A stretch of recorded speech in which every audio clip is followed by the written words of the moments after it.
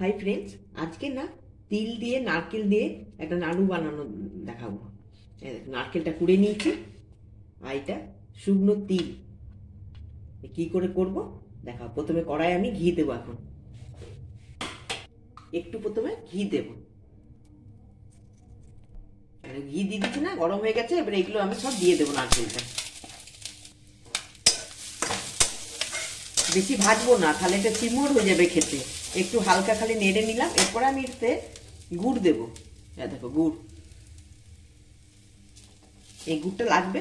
এবারে এইটা দিয়ে একটু নাড়াচাড়া করলে গুড়টা গলতে শুরু করবে। গুড়টা গলুক। গুড়টা গলে গেছে, এবার একটু নাড়ি, না হলে নিচেটা বসে যাবে। এমনি করে করবো। এখন একটু নাড়ি, যতক্ষণ চিট ভাবটা আসবে, এখন কিছু আসেনি, একটু আসবে তারপরেই করবো এটা।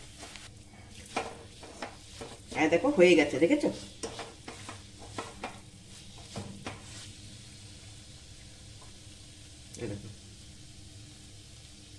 এটা হয়ে গেছে। এটা ঠান্ডা হোক, তারপর এটা কোটিং করব তিল দিয়ে।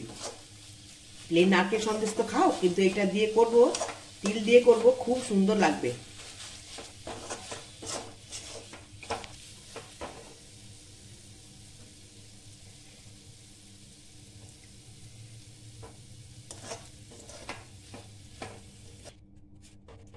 দেখো কড়াই থেকে নামিয়েছি, গরম আছে একদম।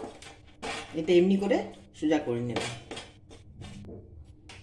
দেখো এমনি করে নিলাম। এটা জানো তো, ঘি দেওয়ার জন্য প্রথমে যে ঘিটা দিলাম, ওইটা দেওয়ার জন্য হাতে কিন্তু লাগবে না। এটা কিন্তু ঘি আছে, হাতে লাগলে দেখো ঘি, দেখছো কত ঘি ঘি লাগবে। এটা হাতে তোমার চ্যাটচ্যাটও করবে না, খুব সুন্দর খেতে লাগবে এটা। এই তিলটা কিন্তু কাঁচা নয়, তিলটা কিন্তু ভেজেছি। তিলটা কিন্তু ভাজা তিল এটা। এবারে এরপর থেকে এটা ছড়িয়ে দেব। ওপরটা একদম ক্রিস্পি হবে, ভেতরটা নরম হবে। নারকেল সন্দেশ। দেখো এই ভাজা তিলটা দিয়ে চারপাশটা এইভাবে কোট করে দিচ্ছি।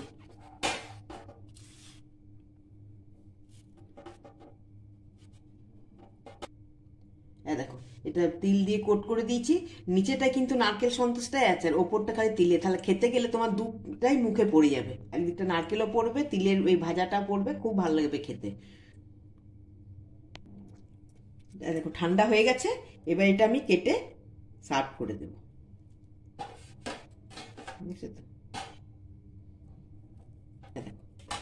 এই যে হয়ে গেল, পিস করে দিলাম। এবার সবাইকে দেবো এটা খেতে। এইভাবে তোমরা লাইক করে দিও, কমেন্ট করো, আর সাবস্ক্রাইব করে দিও।